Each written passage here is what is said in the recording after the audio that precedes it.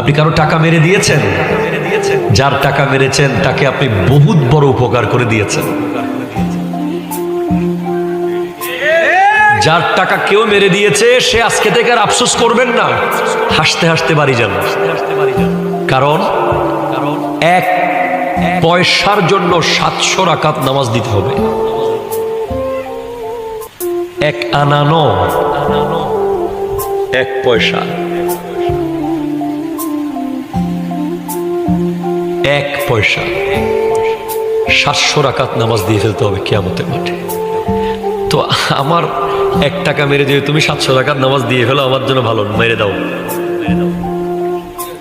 ঠিক কিনা? জোরে কথা বলেন না। দিতে হবে, কোনো ছাড় নাই।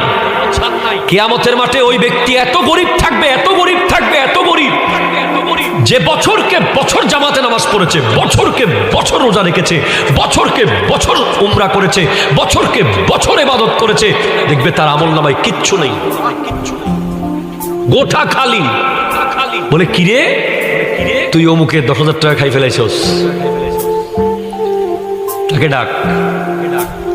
বলবে তোর টাকা দিছিল, দেয় নাই, নিয়ে নে, টাকা তো পাবে না, এত পরিমাণ সওয়াব দিয়ে দাও, সব দিয়ে ফেলতে হবে।